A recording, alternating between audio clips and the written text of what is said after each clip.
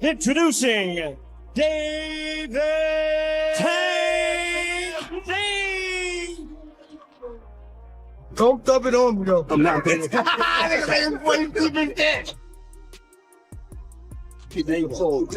Talented. Yo, I wish I could get all his facial expressions, yo. That joker facial Nigga got me. Not bad, Tank. You doing good, baby. Doing good. Look, they even got a cup holder. You want something to drink?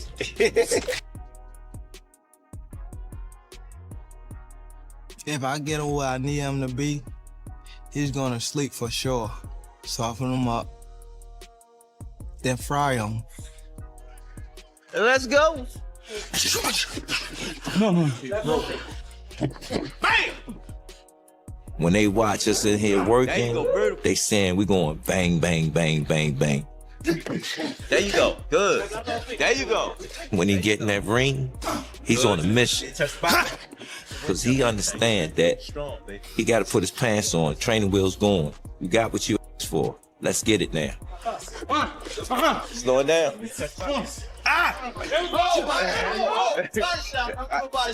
Good word. He ain't playing with nobody. You step in that ring with him, be prepared. Oh my God! All day. There you go. That's it. That's it. Like I don't want to say their names, but just say yes or no. Haney? yes, Shakur? yeah. That's another one. I feel like that could be a fight, like if it ever were to happen, similar to this Ryan fight, where it would be a spectacle, but sell a lot of pay-per-view. People would come out to watch it. It'd be a little different though. Why you say that? I'm thinking of like boxing. I'm not thinking like. Oh, like in terms of fighting. Yeah. Why? You think Shakur is better?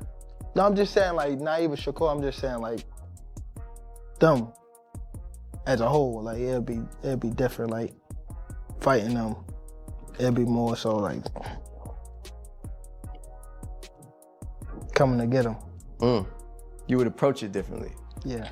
If two fighters say, let's fight, I think the business of boxing shouldn't get in the way. Like, I think the fighters should be able to get in the ring with each other and fight each other. So that's how I feel. Like, just like even with this guy, my guy, Stephen Espinoza, he works with Tank. If Tank said, yo, let's fight, and I said, let's fight, it should be just, let's fight, and we should make it happen. It shouldn't be nothing else. Gervonta Davis has finally ended his silence regarding a potential clash with Shakur Stevenson, delivering a direct response to all the speculation swirling around this matchup. Davis acknowledges Stevenson's championship credentials while viewing this potential bout as familiar ground where two elite fighters would settle the question of supremacy at this crucial point in their respective careers. The one and only Tank Davis with me right now, one of the best fighters on the planet Earth. Tank, good to see you. Why this fight? What has he done to deserve to be in the ring against you? He's a world champion himself. He's coming up and wait to dare to be great. So we fought before, you know. So it's history. It's history in that. There's two guys that are trying to be great.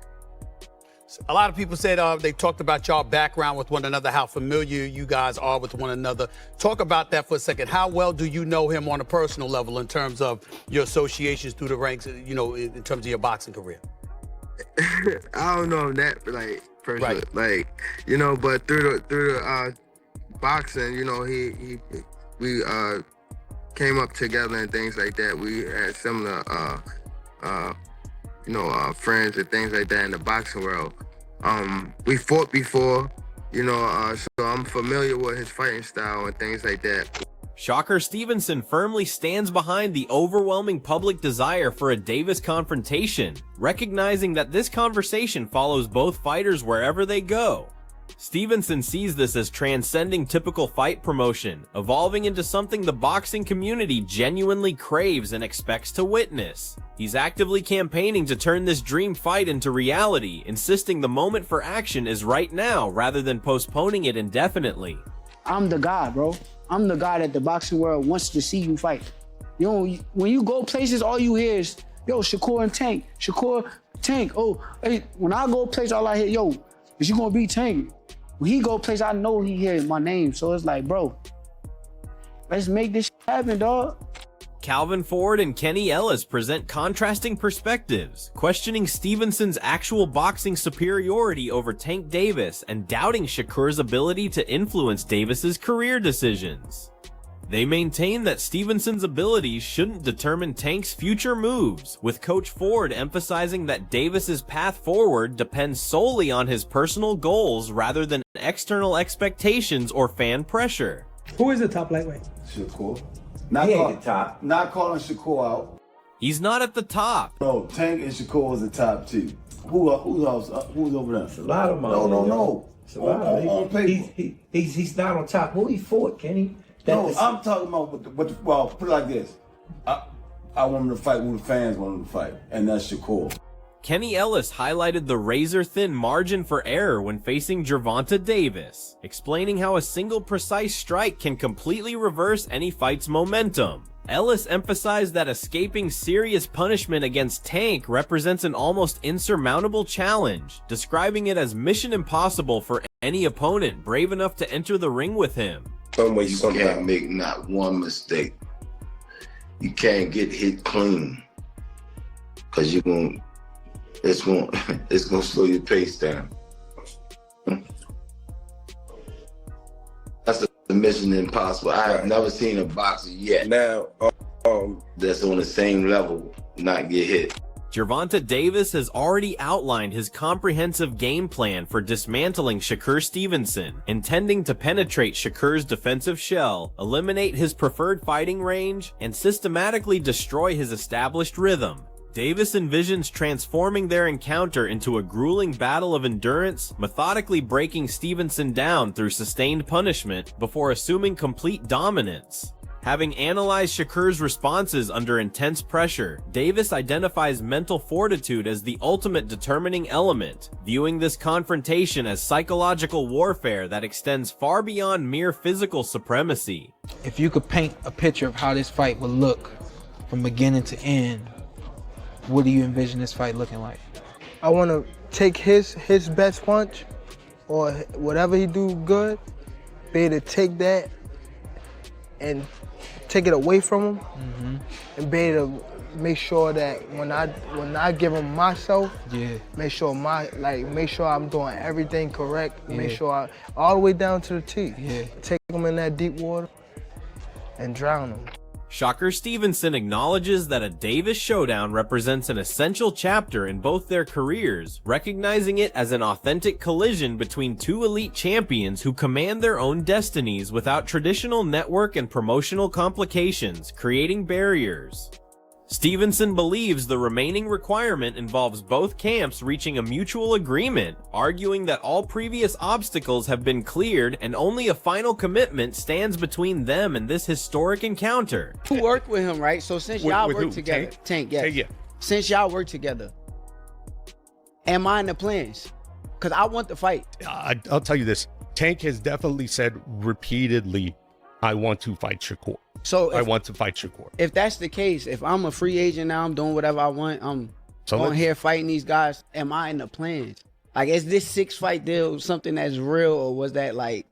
No, he's definitely got a plan. And like, you know, there's a lot of fighters which are sort of in group. You sort of say, okay, here's the list of fighters that I'm planning on fighting. It might be 6 fighters, it might be 4, it might be 8.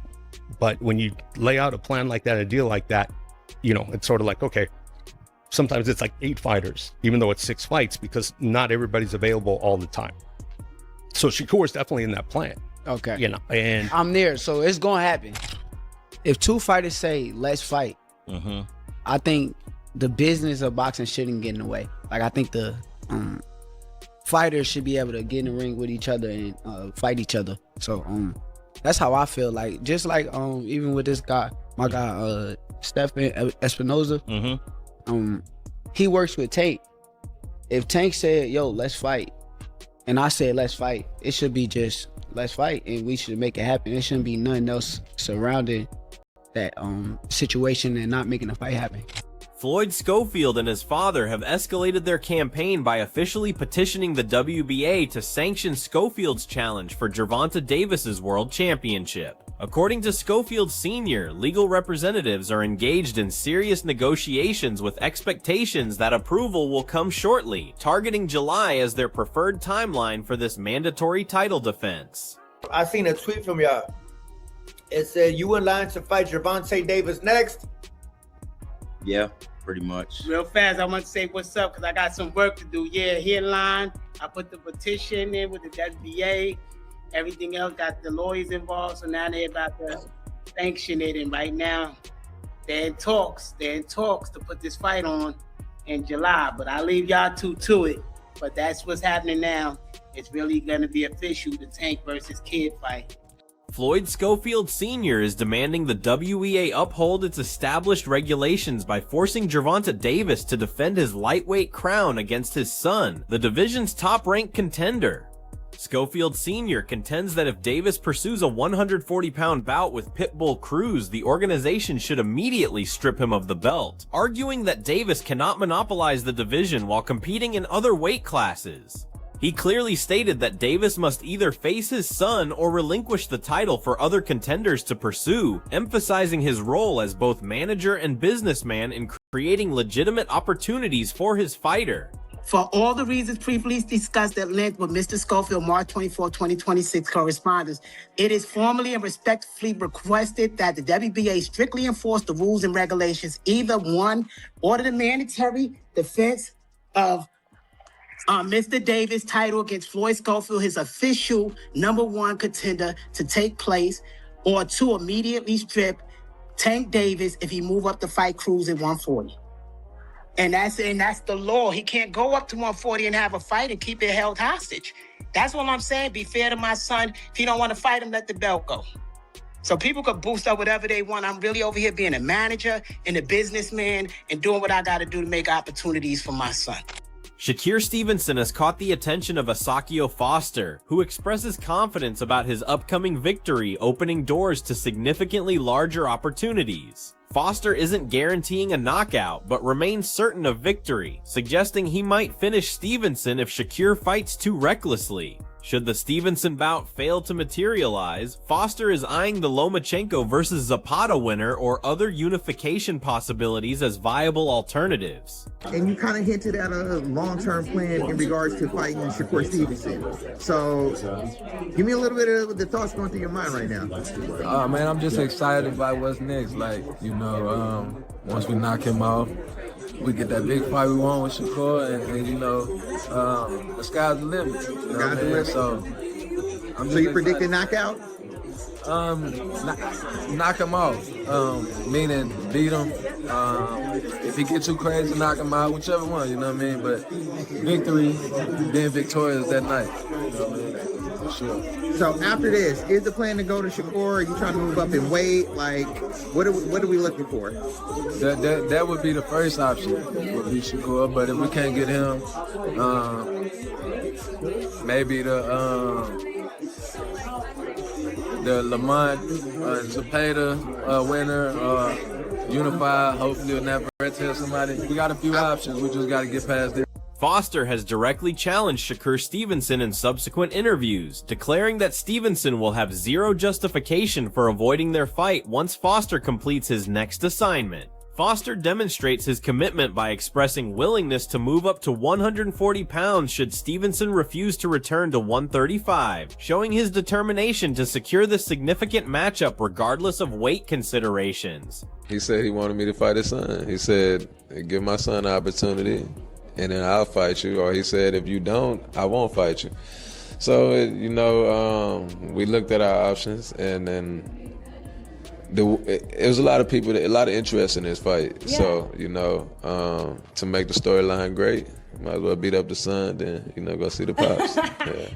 If after this fight, when I crush his mans, if he say, oh, well, I'm not coming back down to 35, you got to meet me, I'll jump 35, go to 40 just for him. Yeah, yeah. So, ain't no way to run. Yeah, ain't no way to run. He not no big 40-pounder, 47-pounder, so. Yeah. Naomi provided his analysis of potential Shakur Stevenson opponents, identifying Keyshawn Davis as the sole fighter between 135 and 140 pounds capable of defeating Stevenson. His assessment centers on two critical advantages that Keyshawn possesses: their extensive shared sparring experience that provides Davis with intimate knowledge of Shakur's fighting patterns, combined with Keyshawn's natural physical dimensions and punching power that creates a legitimate threat where other opponents lack the necessary tools. One guy that I see that has potential to actually beat Shakur. There's only one guy. Unfortunately, the boxing world is never gonna get to see it because they vowed not to fight each other. The guy's name is Keyshawn Davis. That's the only guy. When I'm looking at what they do, number one, the experience of just having rounds with Shakur, right? Like, these guys spar all the time. I'm sure he knows Shakur's, his nuances, his technical abilities, the things that he's had success in sparring against. Keyshawn also is the naturally bigger guy, a guy with some length. He's a little bit bigger than Shakur, and he has power, great boxing skills. I mean, if anyone can beat Shakur, it's the guy that spars him all the time, Keyshawn Davis. Unfortunately, listen, I'm not a fan of it. I told him all the time, man, I don't care about the brother thing. I want to see y'all fight. I want to see it.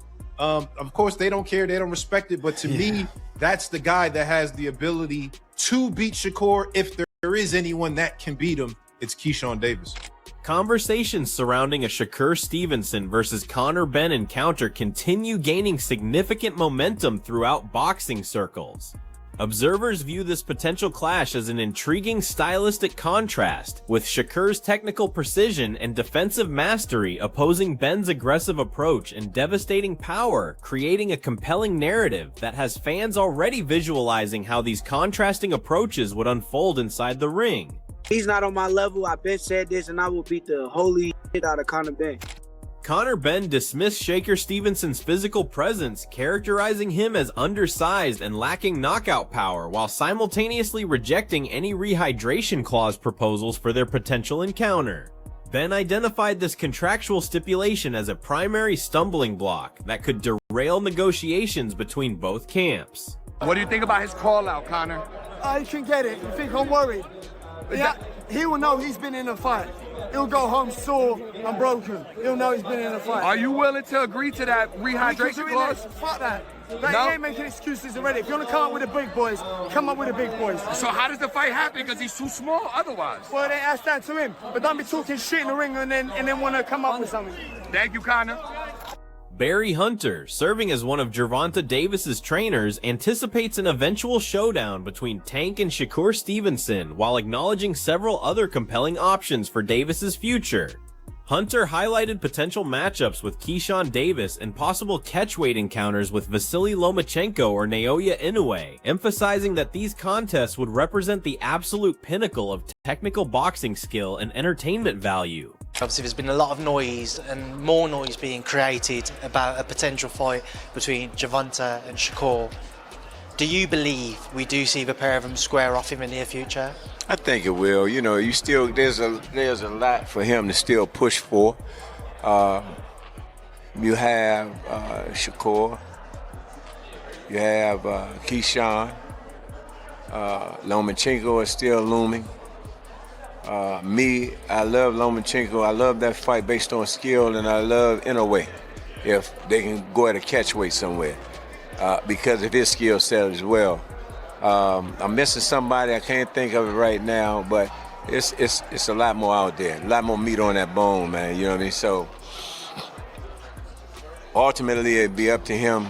But yes, there's some terrific fights out there. If the world want to see it, we compare them. Ado Oladipo offers a different perspective on the Davis-Stevenson matchup, while establishing one non-negotiable requirement for the fight's significance.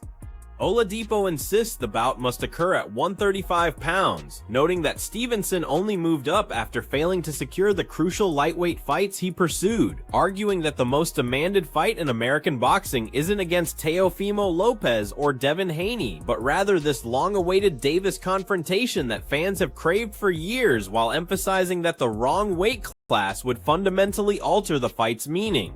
Shakur Stevenson versus Tank Davis has to happen at 135. Now, Shakur going to 140, for me, is almost because he can't get the fights he wants at 135. The fight he wants is Tank Davis. He wants to fight Tank. And I'm telling you now, for American boxing, there might not be anything bigger. Shakur versus Tank is mad. Like Shakur versus Tio is good, but for the culture, Shakur versus Tank is the fight everyone wants to see. It's a fight we wanted to see for a long time now. I'd say about 3 or 4 years. Not Shakur versus Devon or Tank versus Devon no, Shakur versus Tank is what everyone wants to see. The lightweight landscape has reached unprecedented levels of complexity and confusion, with multiple storylines developing simultaneously across the division. From Stevenson and Davis exchanging verbal challenges to Floyd Schofield pursuing his mandatory opportunity to Conor Benn and Keyshawn Davis entering the championship conversation, the possibilities continue multiplying while fans demand concrete answers that the boxing business rarely provides until contracts are signed and dates are confirmed, leaving all these potential blockbusters in the realm of speculation until official announcements materialize.